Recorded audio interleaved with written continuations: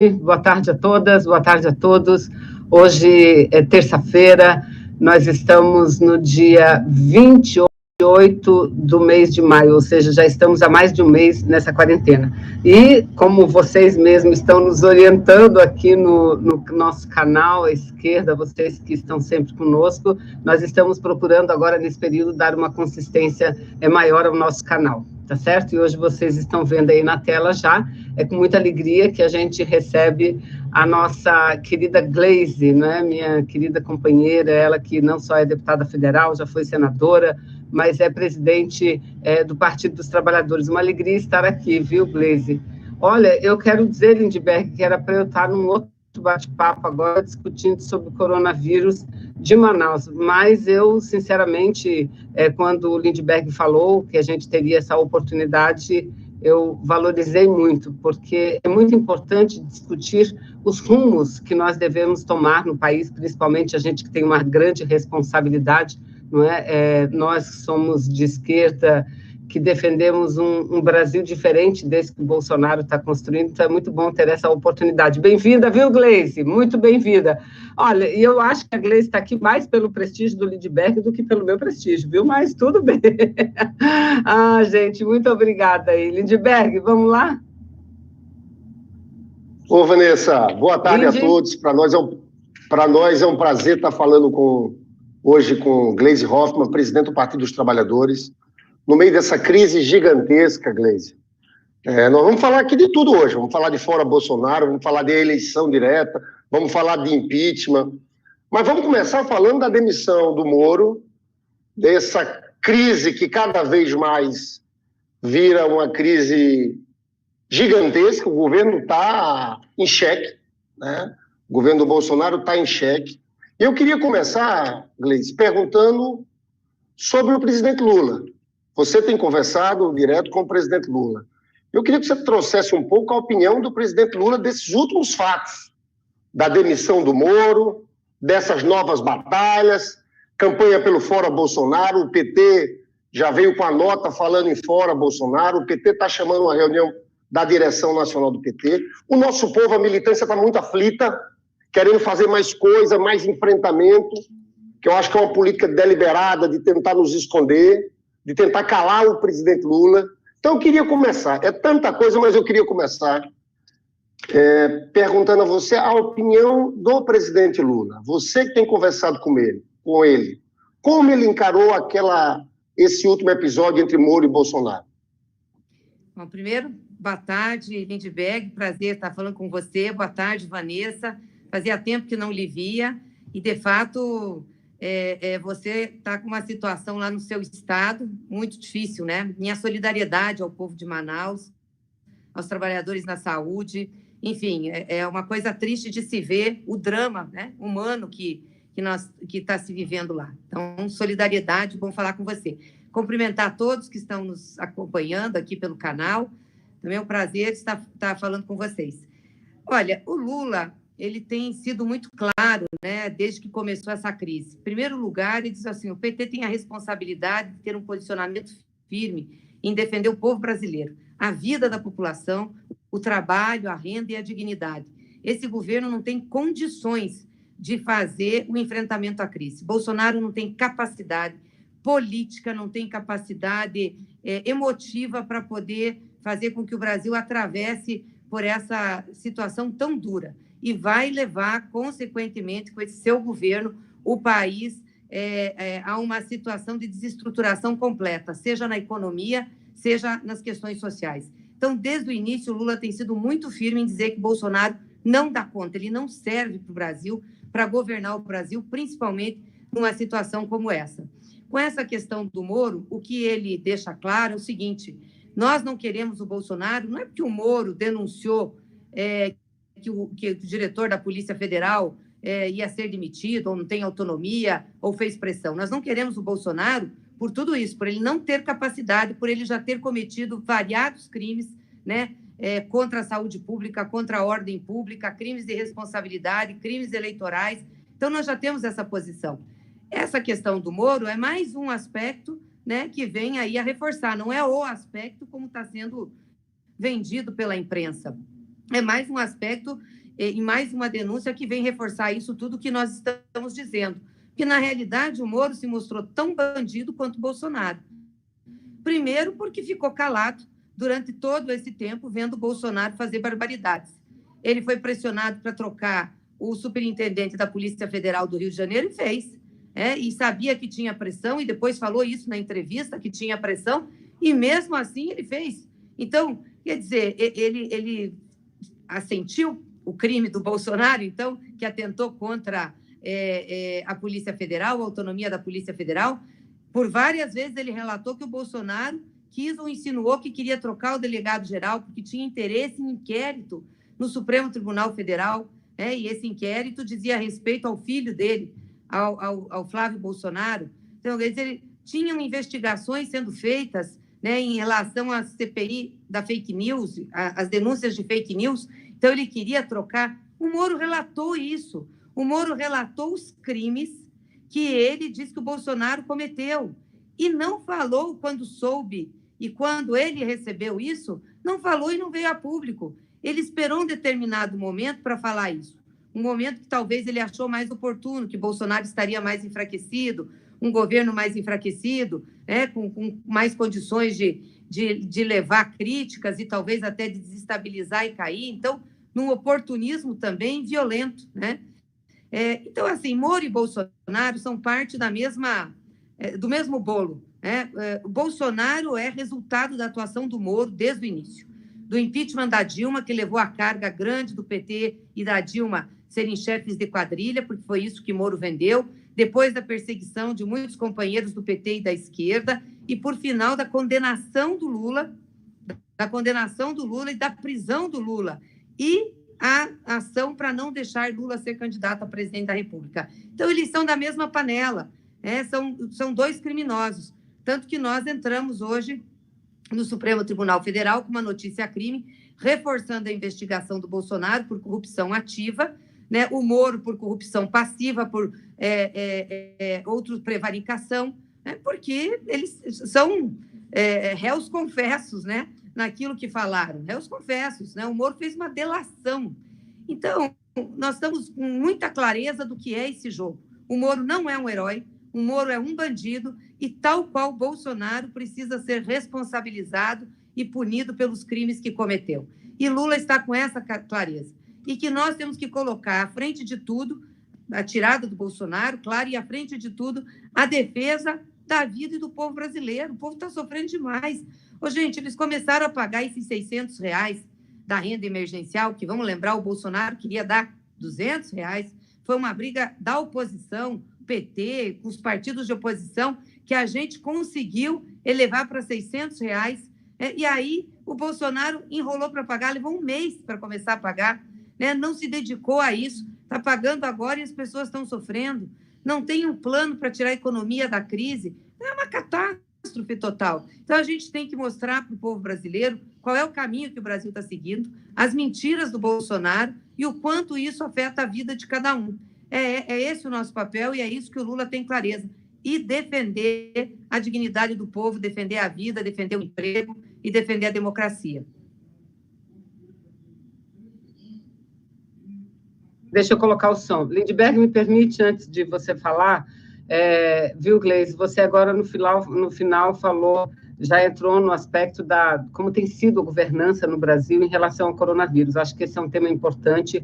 É importante que a gente debata a postura do Bolsonaro frente a essa que, das nossas gerações, é a maior crise sanitária de saúde pela qual nós passamos, não é? Então, vamos entrar nesse debate. Mas antes eu queria te perguntar o seguinte, hoje saiu na Folha de São Paulo uma pesquisa sobre como as pessoas veem o Bolsonaro. E o Bolsonaro é aquilo, ele continua dividindo o país, não é?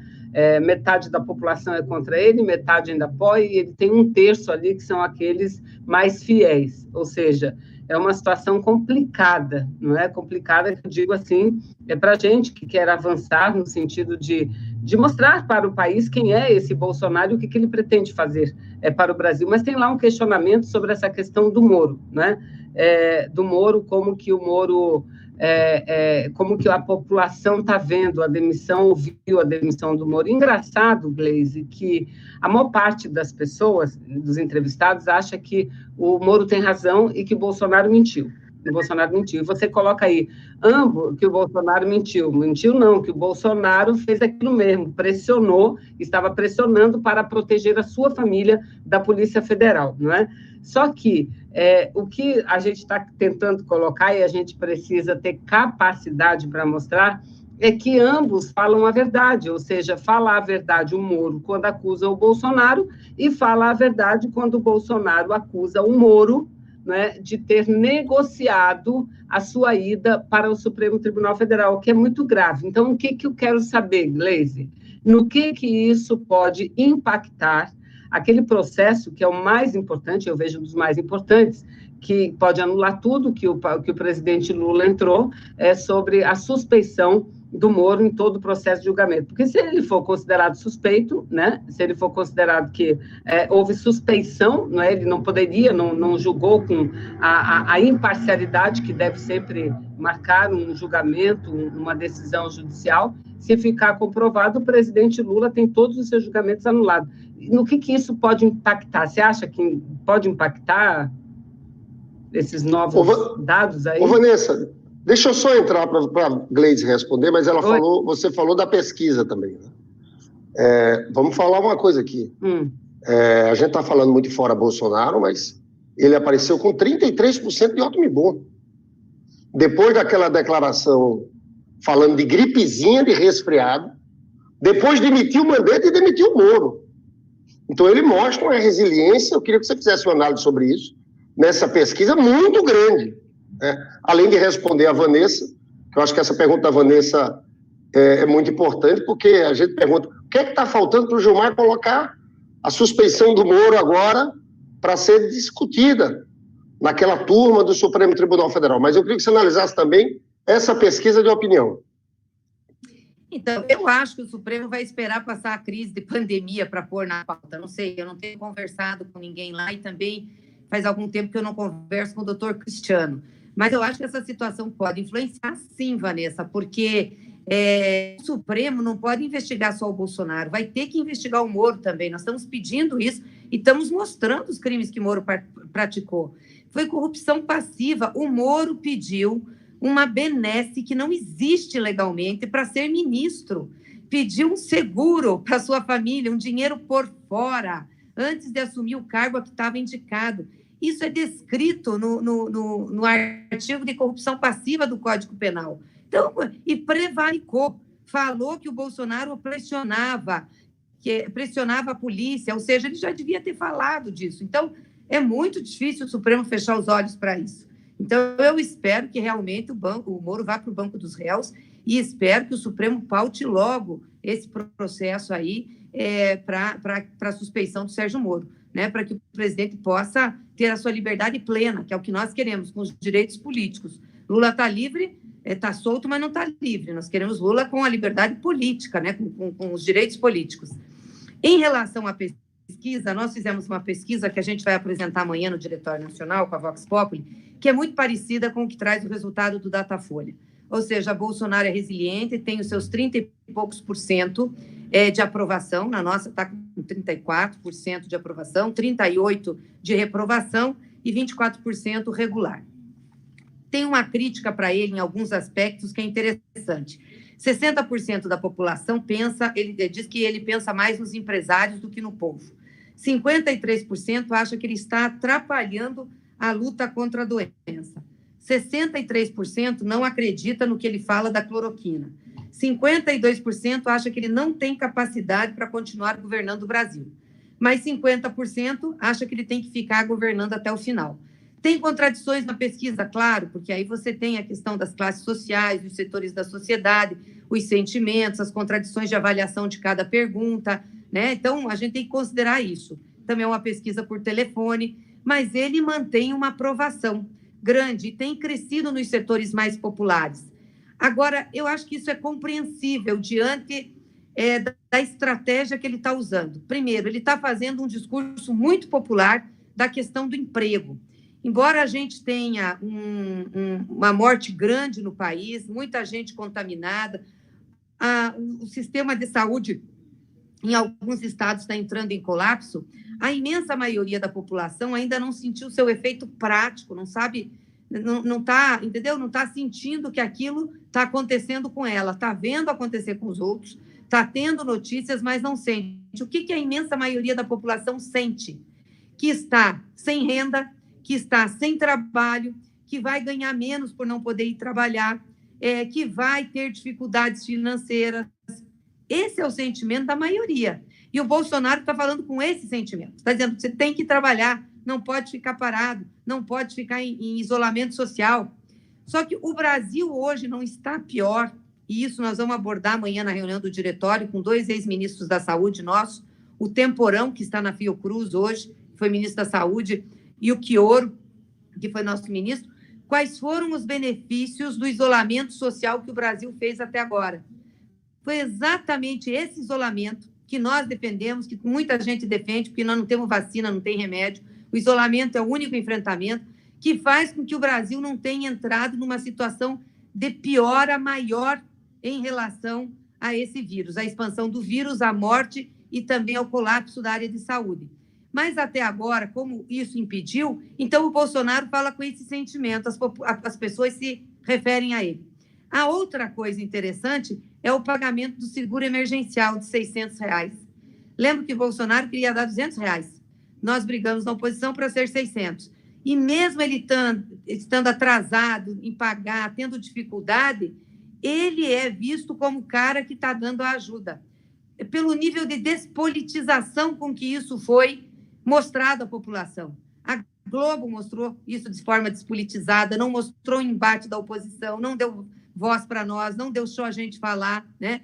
Embora 60% saiba que a oposição lutou, mas o nível de despolitização como isso foi divulgado foi muito grande. Então, as pessoas colocam na conta do Bolsonaro. Ele está pagando esses R$600. E isso faz muita diferença na vida da pessoa que vai receber, mesmo que com esse atraso, mesmo que com esses problemas. Então, são fatores que, de fato, fazem com que o Bolsonaro tenha um crescimento numa base mais popular da sociedade, perdendo apoio na classe média, que é o que a gente está vendo na pesquisa, e em setores mais escolarizados, né, que têm noção do que está acontecendo. Mas eu quero dizer uma coisa para vocês. Esse foi um fenômeno que aconteceu com o Trump nos Estados Unidos. Não sei se vocês lembram. O Trump teve a mesma postura do Bolsonaro, de ir contra o isolamento social, soltou também lá $1.200 de ajuda para as pessoas, não levou em consideração o que a área de saúde disse, e chegou um momento que ele estava com a popularidade lá em cima, né? Mas ele recuou rápido. Muito alto. Hã? Ele recuou rápido, o Trump. Trump não é como o Bolsonaro que manteve. Então, e aí o que vocês aconteceu? Vocês viram, Gleisi e Linde, vocês viram o que o Trump acabou de falar hoje? Não. Dizendo que o Trump deu uma entrevista coletiva hoje, disse que o Brasil está vivendo um surto da pandemia, né, do coronavírus, e disse que está orientando principalmente o governador do Texas a fechar todos os voos do Brasil para lá. Olha, os Estados Unidos, que tem um maior número de casos, um terço. Ele ser governador de Flórida. Então, o que aconteceu? O Trump despencou na popularidade, porque ele não conseguiu, como ele estimulava o pessoal a andar, a não ter isolamento, não tem remédio, não tem vacina, o sistema americano de saúde não é um sistema público, colapsou antes, entendeu? Uma tragédia. Agora ele está colhendo os frutos disso. Eu acho que vai acontecer isso com o Brasil, porque tudo aquilo que a gente lutou, né, do isolamento, do pagamento das pessoas, etc., que podia minimizar, o Bolsonaro fez pouco caso e estimulou, né? Então, infelizmente, nós podemos viver uma situação como a situação americana. Nós estamos com subnotificação de mortes, tem 4.000 e poucos mortos, só que as mortes nesse período já subiram, por outras causas, 48%. Então, da onde que vem isso? Ou vem de Covid subnotificado, ou vem de doenças crônicas que não estão podendo ser tratadas na rede de saúde, porque a rede está tratando o povo do Covid-19. Então, é essa situação que a gente tem. Então, de fato, ele tem uma resiliência, mas eu não sei, pela realidade dos fatos, se isso vai se manter. Mas não é bom subestimar Bolsonaro, não. Ele é um cara de extrema-direita, que tem fala popular, que consegue pegar o sentimento popular, só que ele não é um bom gestor, ele não é um líder que tem a visão de país, então ele não toma providências nenhuma em relação às tragédias que acontecem. Ô, Gleisi, deixa eu te contar aqui. Eu acho que o que está pegando o Trump, porque no primeiro momento teve as medidas anunciadas pelo Trump e o Trump subiu. Principalmente quando ele falou da renda mínima de $1.200, né? Com mais $500 para cada criança. O que começou a cair é quando você vê a situação de Nova York. É dramática. Olha, eu te falo, infelizmente, o que vai acontecer no Brasil é uma tragédia humanitária. Ô, Vanessa, a situação do Rio não é igual à situação de Manaus, mas as informações que eu tenho aqui são as piores possíveis do Rio de Janeiro. Então, eu acho também que é isso que vai bater na popularidade do Bolsonaro. As pessoas vão ver o tamanho da irresponsabilidade dele. Agora, Gleisi, eu quero falar uma coisa aqui. Aliás, eu estou sempre fazendo... se nós fôssemos oportunistas e irresponsáveis, nós não faríamos a campanha do isolamento social, nós não teríamos feito a campanha dos R$600, nós não estaríamos preocupados com o emprego, porque a gente sabe que tudo isso sendo feito é algo que vai melhorar a situação do Brasil. E acaba beneficiando quem está no governo que operacionaliza isso. Mas nós temos responsabilidade com o povo brasileiro. Então, veja bem, eu acho que só nós temos a linha correta da esquerda brasileira. Porque, veja bem, a posição do Bolsonaro é essa posição irresponsável. Por outro lado, tem alguns governadores, a posição da Rede Globo é o isolamento pelo isolamento. Nós somos os únicos que dizemos isolamento, mas tem que ter renda para o trabalhador. Isso. O governo tem que pagar o salário do trabalhador da iniciativa privada. Por que eu estou falando isso, Gleisi? Porque nós estamos invisibilizados. As nossas propostas, por exemplo, a renda mínima. Inclusive, quem está nos assistindo, essa tem que ser uma batalha diária. Primeiro, dizer que tem muita gente que não está recebendo, das filas, do que está acontecendo, mas isso saiu por causa da oposição. Nós que apresentamos o projeto de um salário mínimo. Mas tem um outro projeto, Vanessa, em relação ao trabalhador da iniciativa privada, que a proposta da oposição é que ele receba um salário pago pelo governo de até 3 salários mínimos. Só que, Gleisi, ninguém está sabendo disso. Eu quero trazer aqui um pouco, eu tenho participado de muitas reuniões, lives de todo tipo. O nosso povo, as pessoas estão muito angustiadas, porque é como se a gente tivesse sumido do debate. Está a extrema-direita bolsonarista, está a direita neoliberal, o Dória, a Globo, agora o Moro, e a gente sabe que parte disso é pelo boicote dessa mídia, impressionante. Como esse pessoal, até saiu uma matéria no UOL ontem falando da Globo, do veto da Globo, a Globo não coloca ninguém do PT, né? Não coloca ninguém da esquerda, eles tentam escolher a esquerda, que eles querem que apareçam ali, mas o fato é que nós estamos muito escondidos nesse debate. Eu te pergunto, qual o problema? É a comunicação? O que é que está vendo? O presidente Lula não tem que confrontar mais o Bolsonaro, o Lula tem feito muitas lives, de 1 hora e tanto. Na minha visão, está parecendo um analista político, ele tem que falar 1 minuto.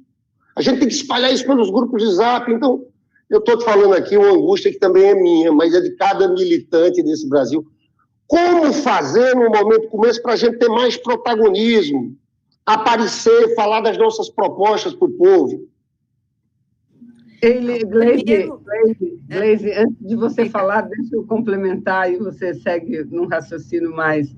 Primeiro, sobre a sua análise, quero dizer que concordo. Eu só acho, Gleisi, que a gente precisa analisar mais uma questão, que eu tenho visto vários artigos, lido muito sobre isso. Esse discurso do Bolsonaro, de que o povo tem que voltar a trabalhar, ele começa a calar fundo nas pessoas, né? Não vamos ter ilusão.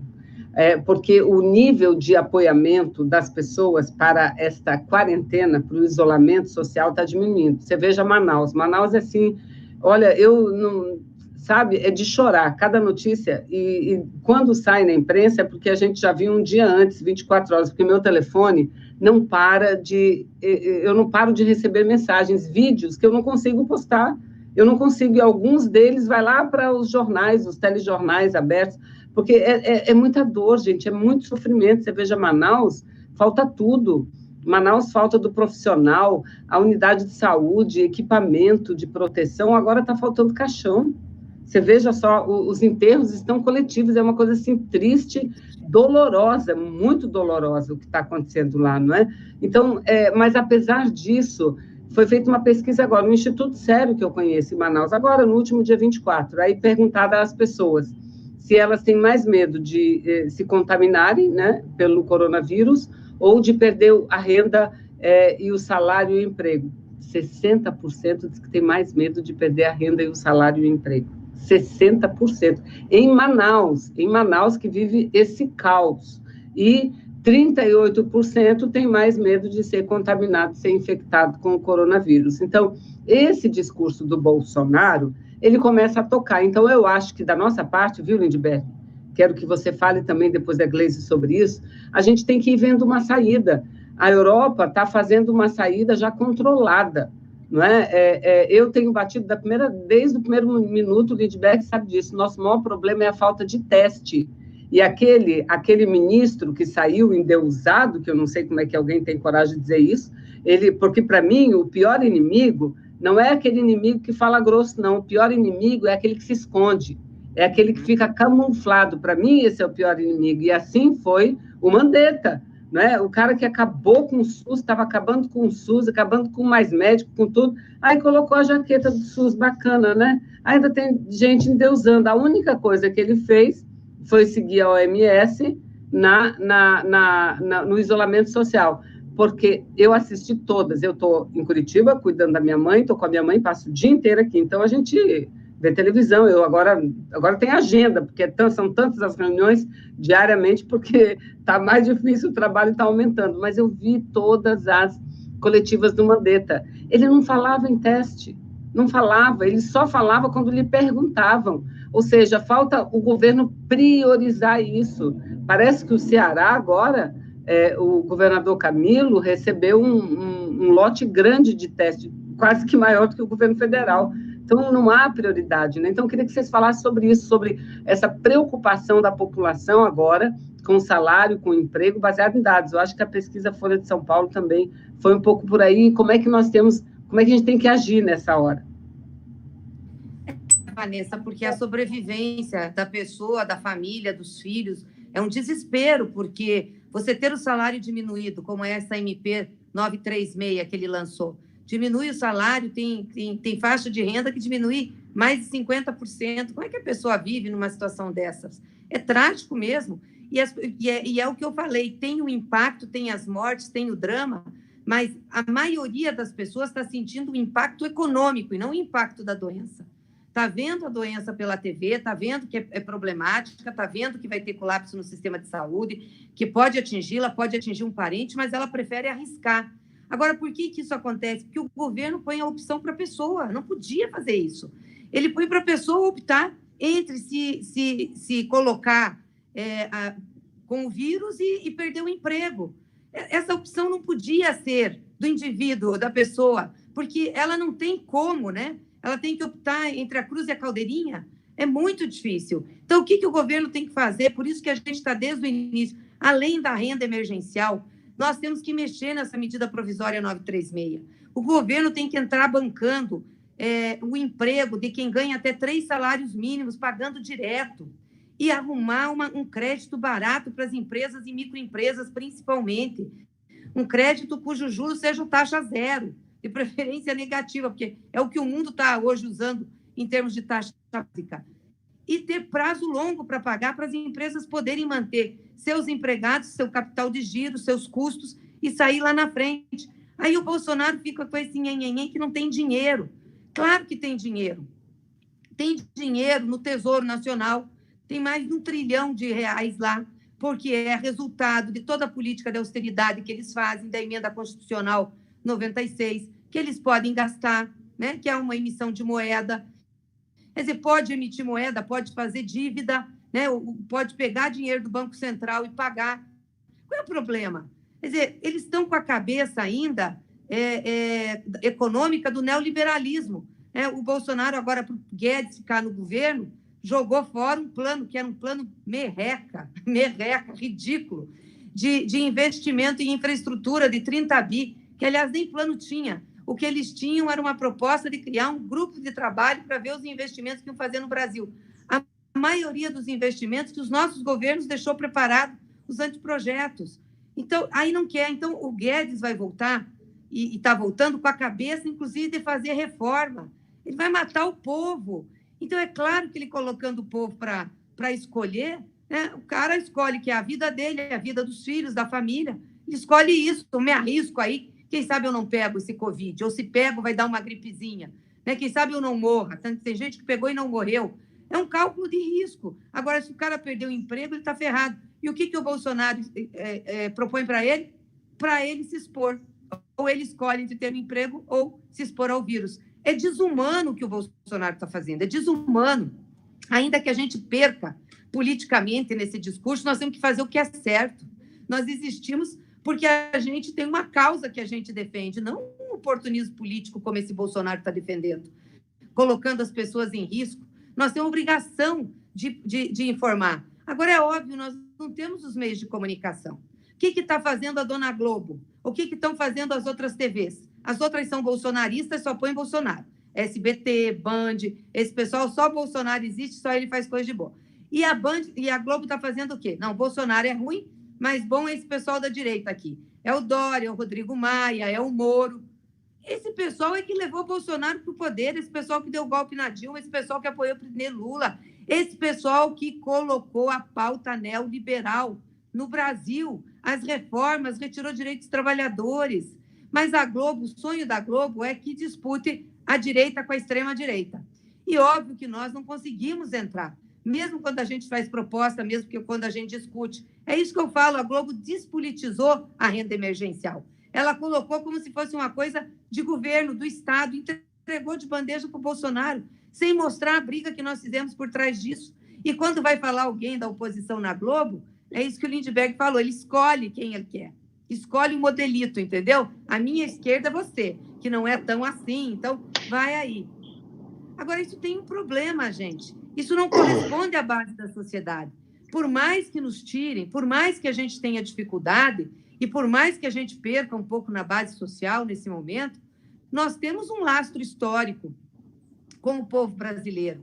Nós temos gente do nosso lado que jamais vai votar na direita e na extrema-direita, que tem consciência crítica. Então, não é fácil eles nos tirarem do mapa. Nem o PT, nem a esquerda. Não é fácil. E a gente resiste, e a gente luta, e está com os movimentos sociais. Eu acho que a gente tem problema de comunicação, tem. Nós não temos a rede que tem o Bolsonaro, e não vamos ter, quero já dizer para todo mundo que está nos assistindo, para não achar que nós vamos ter, porque nós não vamos ter. Nós não temos o dinheiro deles, nós não temos os robôs, as plataformas que eles usam são pró eles, vocês não se iludam, Facebook, Twitter, YouTube, é tudo alinhado, entendeu? Então, quando precisa baixar nossa audiência, baixa, quando precisa interferir, interfere. Nós não temos esse empresariado do nosso lado que ajuda a gente a pagar as coisas. Eu acho que a gente tem, de fato, que melhorar e podemos melhorar dentro das nossas condições e estamos tentando fazer isso. Mas não é algo simples, né? E fazemos isso com os blogs que estão do nosso lado, fazemos isso com a nossa militância. Então, eu sempre digo, quando a pessoa diz assim, porque a esquerda tem que melhorar a rede, quem nos cobra porque tem consciência política, também melhora a sua rede, gente. Vamos fazer mais lista de WhatsApp, vamos fazer mais grupo de WhatsApp, individualmente, para a gente ir crescendo. Porque é assim que nós vamos poder fazer as coisas. Não tem mágica. Nós estamos tentando fazer, mas tem dificuldade por conta disso. A gente não tem os mesmos meios, não tem o mesmo dinheiro, não tem a expertise que eles têm. Ou seja, a gente corre atrás do prejuízo, luta contra tudo isso que está aí, né? E luta contra um bando de fake news. Agora, nós temos lá a CPI da fake news, que eu acho que pode dar resultado, já está pegando muita coisa e vai pegar o Carlos Bolsonaro, ainda mais com esse relatório da PF que tem aí. Já viu que Bolsonaro trabalha com robôs, que a turma dele está ilegal, tem um gasto de quase 5 milhões de reais por mês de doação de empresários e de outros setores para fazer disparo de fake news. Se a CPI da fake news conseguir, e nós vamos ter foco nisso para que consiga, nós podemos conseguir a cassação da chapa que elegeu o Bolsonaro. Caçar Bolsonaro e Mourão, entendeu? E aí tem que ter outra eleição. Porque eu também acho que tem que ter o povo na saída da crise. Não, Gleisi, esse ponto aí eu quero entrar agora, para falar do fora Bolsonaro. Mas antes, deixa eu falar uma coisa. De fato, quem assistiu Privacidade Hackeada, se conta a história da eleição do Trump e do Brexit, a saída do Reino Unido da União Europeia, a partir da Cambridge Analytica. O Steve Bannon teve à frente, eles pegavam dados via Facebook de milhões de pessoas. Eu não tenho dúvida de dizer que isso aconteceu na eleição do Bolsonaro aqui. O Steve Bannon teve aqui. Não foi só fake news, era fake news disparado para cada pessoa, eles tinham os dados, né? Então, isso é um fato, é uma guerra assimétrica. Mas, Gleisi, eu acho o seguinte, você tomou a iniciativa essa semana, que eu acho que muito boa, que é de montar uma lista de transmissão do WhatsApp. Eu acho isso inconcebível, eu acho que a gente está muito atrasado mesmo. Como é que a gente não tem telefone de WhatsApp de todo mundo nosso, numa rede? Quando o Lula falar, a gente jogava lá dentro. Esse é o esforço que está sendo feito aí agora, mas eu acho que a gente tem que concentrar muito nisso. E eu acho, sinceramente, deixa eu dar uma opinião aqui à presidente do PT sobre o papel do Lula.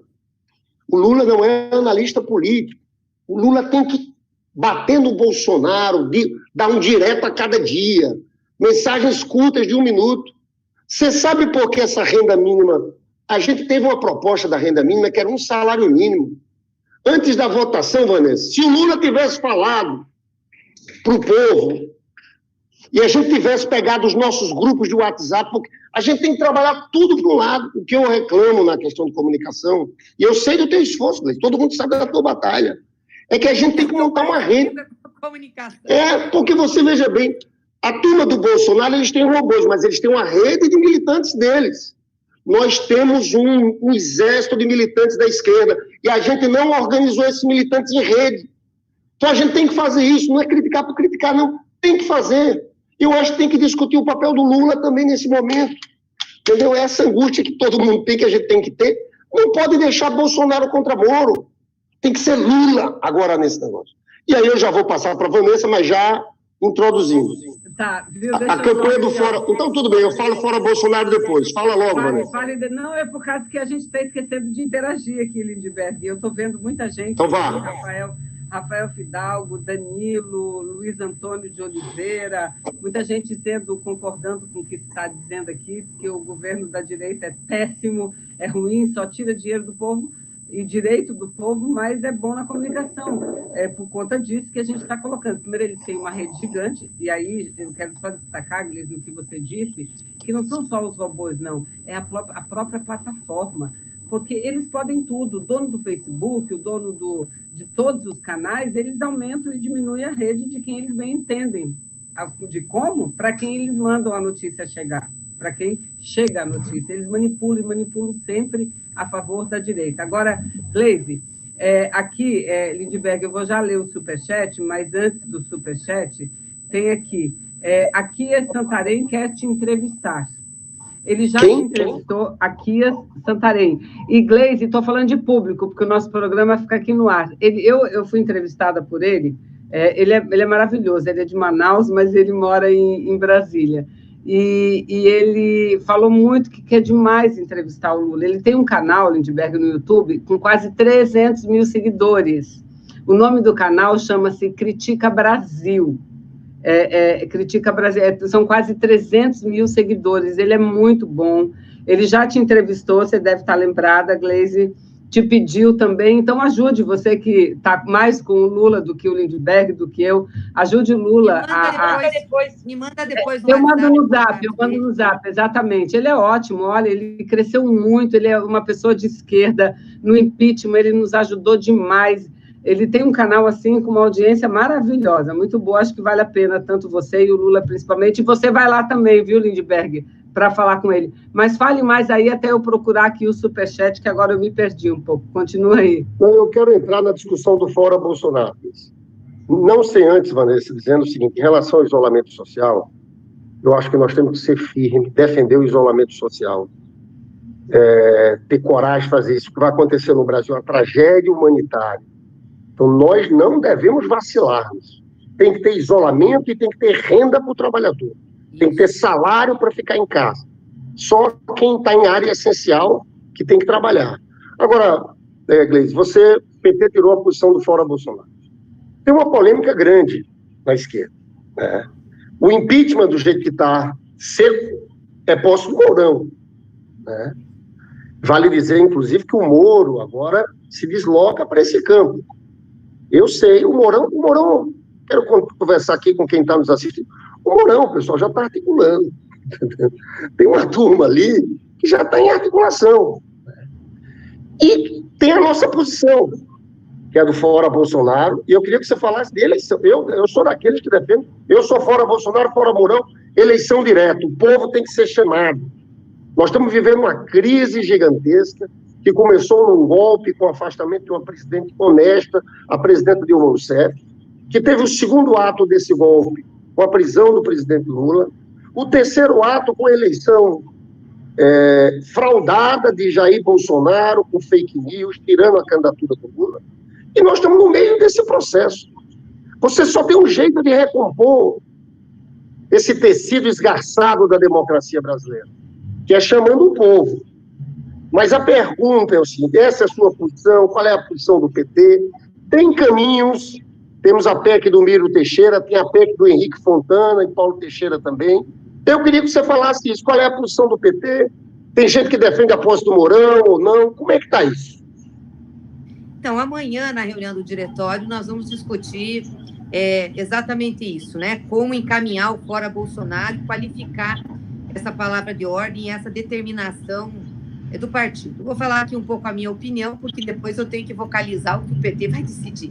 Mas eu entendo que quando você fala Fora Bolsonaro, você está dizendo que você quer acabar com ele, com o governo dele, quer acabar com ele na presidência, tirá-lo da presidência. Então, todas as formas possíveis, elas têm que ser utilizadas para a gente poder chegar a esse objetivo. Nós temos, por exemplo, o Bolsonaro já cometeu todos os tipos de crime. Crime de responsabilidade, crime comum, crime eleitoral. E nós temos várias formas de tirá-lo. Por exemplo, crime eleitoral. Se as nossas ações fossem julgadas no TSE, que nós entramos logo depois da campanha, a chapa Bolsonaro-Mourão teria que ser cassada por ilegalidades cometidas na campanha, desde as fake news, Caixa 2, recurso de empresário, uma coisa horrorosa. O que iria acontecer? Em caso a chapa, nos 2 primeiros anos, tem que ter nova eleição. É o melhor caminho, porque o povo tem que participar do processo, né? Ou crime comum, que o Bolsonaro pode ser afastado também, para que o Congresso discuta. Ou crime de responsabilidade, que é o impeachment. Nesses casos, a Constituição prevê que assume o vice, né? Nós teríamos que ter força e articulação política para além do impeachment, e isso também é articulado para que aconteça o próprio impeachment, para que a gente pudesse ter uma saída pela via popular. Então, se o Bolsonaro for empichado agora, né, se acontecer o impeachment, eu acho que tem muitos motivos para que isso aconteça. O crime já tem, só que ele é um presidente da República, não basta ter o crime, tem que ter as condições políticas e institucionais, ter maioria no Congresso, ter maioria na sociedade. Nós teríamos que, de imediato, ter uma solução que fosse por saída popular. Então, o que nós estamos propondo hoje no Congresso Nacional? Que a gente instale a comissão especial para analisar algumas PECs, propostas de emenda constitucional que tem lá, que diz que quando tiver vacância da presidência da República, seja por qualquer motivo, em 90 dias se convocará novas eleições. Porque isso garante que, se o Bolsonaro for empichado, nós vamos poder ter o povo decidindo quem vai ser o seu sucessor. Não vai ser o Mourão, porque o Mourão é do mesmo time do Bolsonaro, né? É da mesma turma, vai reabilitar o Moro. Talvez, se só sobrar o impeachment para nós, é isso que aconteça, mas nós não podemos aceitar isso de maneira tranquila e achando que acerta. Nós temos que lutar por uma saída que seja uma saída com a participação do povo. Todas as vezes que se teve ações nesse sentido de retirar a presidência do Brasil, as ações, ou a retirada, ou a solução foi por cima. Foram com as elites, com as forças conservadoras, né? Nunca se teve um pacto para a questão dos interesses populares, quando não teve um pacto para a democracia liberal, para a democracia formal, mas efetivamente para os direitos do povo, não. Então, acho que a gente tem que começar a questionar isso, né? Nós estamos numa crise imensa, que foi causada por parte de muitos que agora querem o impeachment do Bolsonaro, e que essa gente botou o Brasil nessa parafunda, econômica, inclusive, com as propostas apresentadas. Então, nós temos que criar essas condições, de tirá-lo, mas ter condições para que o povo possa decidir. Essa é a minha opinião, é o que eu vou defender na reunião do Diretório Nacional do PT. Acho que é por aí que a gente tem que caminhar. Obviamente que é um caminho de luta difícil, mas eu acho que a gente tem que posicionar isso. Linde, eu vou aproveitar, achei aqui o nosso superchat, Lindbergh, antes de você falar, deixa eu dar uma lida aqui. Primeiro, muita gente, agradecer vocês que estão todos aqui conosco, acompanhando, e vou ler alguns comentários aqui. Moisés Robaína, aqui no superchat, falando do seguinte: manda um abraço de São Gonçalo, está mandando um abraço, pedindo para a gente mandar um abraço de São Gonçalo. Manda aí um abraço, Lindbergh. São Gonçalo é a segunda maior cidade do estado do Rio de Janeiro, 1 milhão de habitantes, uma cidade de gente trabalhadora. Pena que não muito nordestino mora, hein? Pena que é eleição municipal, senão você já ia ter um monte de voto lá de São Gonçalo. Eu sempre tive um... Agora aqui, vamos lá, Werner Lucas. Olha, ele levanta uma questão que eu acho que é bastante polêmica e interessante para trazer aqui, viu? Falem sobre o 1º de maio, olha só. Com Lula, Witzel, Dória, Rodrigo Maia, Alcolumbre e Fernando Henrique. Qual o sentido de Lula participar desse evento que não faz nenhum sentido para a classe trabalhadora? Werner pergunta isso. Aí aqui, Zenites, não sei nem ler, Zenites, só nos ajuda. Então, olha, muito obrigada, Carmen Miranda entrando aqui, Ricardo Ramiro, Cremilson Soares, muita gente, e tem um companheiro aqui que está no Facebook, que a gente está no Facebook também, ele diz o seguinte, que a chapa para 2022 deve ser Dino Lula ou Dini Haddad, e que tem que fazer igual fez a Cristina Kirchner lá na Argentina, e deve ser do Maranhão, defensor do Flávio Dino aí, que ele tem que puxar a... Vamos lá, pode olha, eu falar, não sei de fato se... Vamos lá, pode olha, eu falar, não sei de fato se é essa... De fato, se é essa fauna aí toda que vai participar do 1º de maio. Eu fui convidada para participar do 1º de maio, o presidente Fernando Haddad, enfim, do PT, são essas pessoas. É claro que nós temos aí centrais sindicais que são ligadas a vários setores da política brasileira, não são ligados apenas à esquerda, né? Mas estão ligados também aí, tem gente de centro-direita, e que deve querer convidar outras lideranças que estão se opondo a Bolsonaro. Essa é aquela visão. Então, todas mais amplas.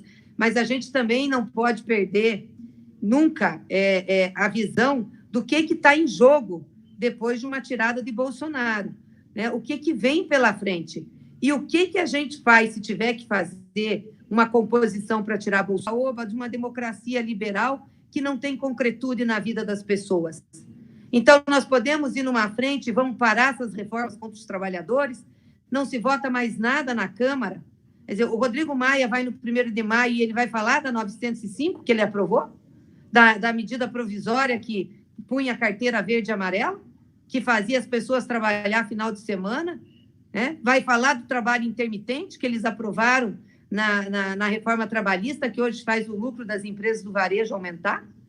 Então, acho que é bom que, se eles forem, eles explicarem isso. Ou, pelo menos, nós nunca mais vamos botar pauta assim para votar.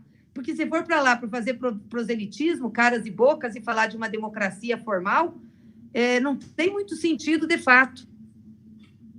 Não tem muito sentido de fato, né? Nós queremos compromisso com o povo trabalhador. Você sabe que eu estava pensando uma coisa agora nesse período aí da pandemia. Eu acho que nunca ficou tão claro, tão evidente para a sociedade o quanto o trabalho humano é importante na geração de riqueza, no acúmulo de riqueza e no desenvolvimento da sociedade. E muitas vezes o trabalho das pessoas é considerado o menor do sistema capitalista. são as empresas, é o mercado, é o maquinário, mas nunca ficou tão evidente. As pessoas deixam de trabalhar, seja no formal, seja no informal, para a economia. Nós vamos cair, pelo que o FMI está dizendo, mais de 5 pontos percentuais do PIB. Quer dizer, se o sistema capitalista se tocasse apenas com o capital, isso não estaria acontecendo. Então, o trabalho humano é essencial para a geração de riqueza, para a transformação da sociedade, mesmo num momento em que a tecnologia está muito grande na sociedade brasileira e mundial. E é o trabalho humano que faz a diferença. Então, eu acho que isso tem que ficar evidente. Não, as pessoas não podem ser tratadas como esses caras acham que tem que ser, entendeu? Como a última função do sistema de produção. Então, paga-se lá qualquer coisa, diminui-se o trabalho, faz o intermitente, explora. É uma coisa que nós temos que bater, né? Bater nesse neoliberalismo e nesse liberalismo fajuto que a gente tem. Gente, eu vou ter que acender a luz aqui da sala, porque eu estou ficando no escuro. Daqui a pouco eu não me vejo. E eu não sei que horas... Vai lá acender a luz, nós estamos encerrando. São 17h52, nós vamos ter que encerrar antes das 18 horas. Né? Você quer acender? Vai lá. Vou acender. Vai lá enquanto eu leio aqui. Fala, Vanessa. Lindy, é o seguinte, eu estava procurando aqui nesse negócio de maio, eu recebi, sim, um card que é chamando para o 1º de maio unificado. Eu estou olhando aqui as entidades, viu, Gleisi, que estão chamando o 1º de maio unificado, que vai ser tudo via internet.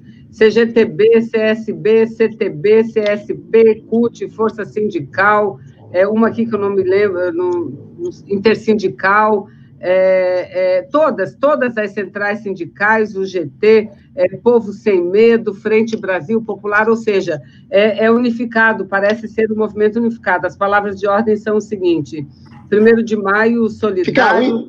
Fica ruim. Pela saúde... Fica ruim até para vaiar o Fernando Henrique, se ele falar, hein, Vanessa? Não, eu não sei, aqui não sei se tem Fernando, não sei se vai ter ele. Rodrigo Maia?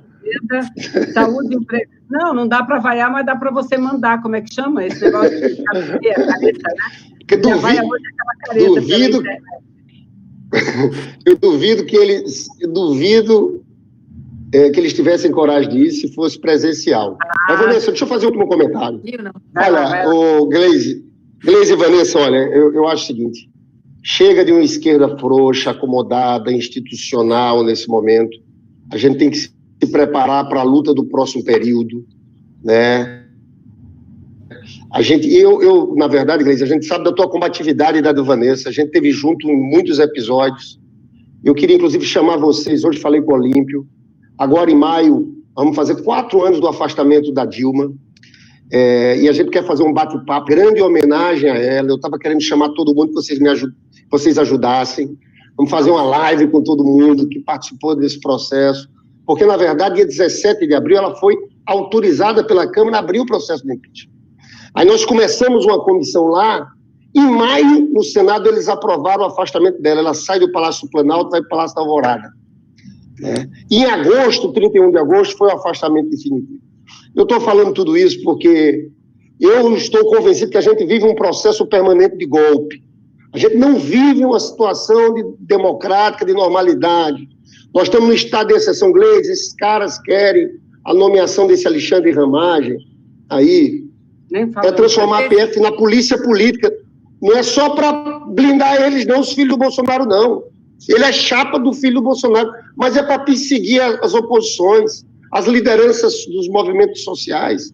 Então, a gente precisa de uma postura de enfrentamento nesse momento, né? Cada vez mais, eu acho que o nosso grande líder, esse maior brasileiro vivo, que é Luiz Inácio Lula da Silva, eu acho que a gente tem que ver as formas dele fazer mais esse enfrentamento com o Bolsonaro. Eu acho que isso é fundamental, porque ele é a nossa maior liderança.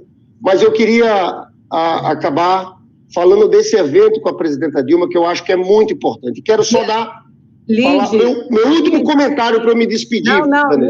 Lindy, dia 12 de maio foi o dia que ela foi afastada. Cai que dia, dia 12 de maio? 12 de maio, não, aí tem que olhar no calendário. Vou já olhar, fala aí que eu olho. Fala aí. Eu só queria encerrar com uma coisa para passar para a Vanessa e para a Gleisi. Eu queria falar para esse nosso povo que está nos assistindo aqui com o coração na mão. Porque eu sei que essa turma está angustiada, quer fazer mais, quer ajudar mais. né? Eu quero dizer uma coisa a vocês, pessoal. Primeiro, eu nunca tive tão convencido que a gente está do lado certo da história. Se não fosse os partidos de esquerda, PT, PCdoB, a vida desse povo mais pobre, na verdade, nós somos o único instrumento de luta para defender esse povo desse massacre. E eu tenho uma convicção que a gente tem que estar lutando a cada dia, Gleice. Porque eu tenho uma convicção, eles não se sustentam por muito tempo, porque esse projeto neoliberal vai trazer só aumento da pobreza, da desigualdade. Infelizmente, vai ser, depois de muito sofrimento do nosso povo, mas nós vamos dar uma virada nesse país. Eu estou convencido disso. É por isso que eu queria passar para a Gleice, queria que a Vanessa encerrasse, mas te agradecer muito, Gleice. Nunca perca essa postura que é a tua marca, a indignação contra esses caras, uma postura de enfrentamento. Eu acho que é isso que a gente precisa. Chega de uma esquerda acomodada, institucionalizada, frouxa, para o momento de guerra desse que a gente está vivendo. Olha, vocês fazem muita falta lá no parlamento, viu? Porque aquela época a gente tinha um time ali de muito enfrentamento e o Senado dava condições para a gente fazer esse enfrentamento, né? Poder de fala, tribuna, condições.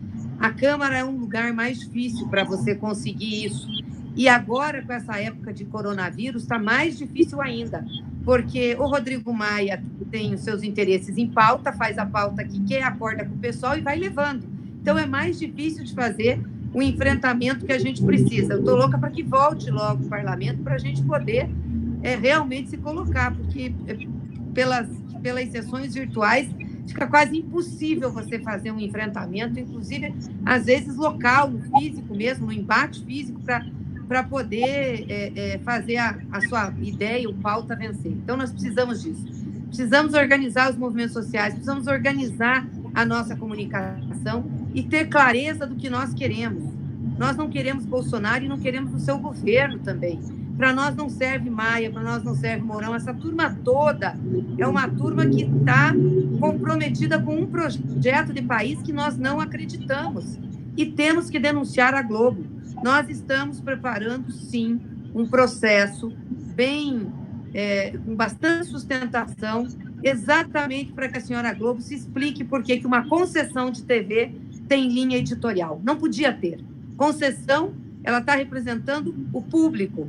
Já se diz, concede, o meu direito é concedido a você. É isso que o poder público diz da Globo. A Globo não pode ter um lado só, ter linha editorial. Não pode fazer de conta. Aliás, nem a Globo e nenhuma outra TV, e todas têm se comportado assim. A população tem o direito de saber todas as posições políticas que existem no mundo político da sociedade brasileira e ela decidir por ela. É isso que tem que acontecer. Agora, eles têm um propósito claro de não deixar o PT, as esquerdas, voltar a governar. Nós vamos ter que lutar. Não vai ser fácil? Claro que não. Mas eu acho que nunca foi fácil para a gente. Então, nós temos que resistir. Já resistimos bastante. Eu acho que é o enfrentamento e é a disputa e ver como que a gente articula as condições para a gente sair dessa crise, né, que é uma crise sem precedentes na história brasileira.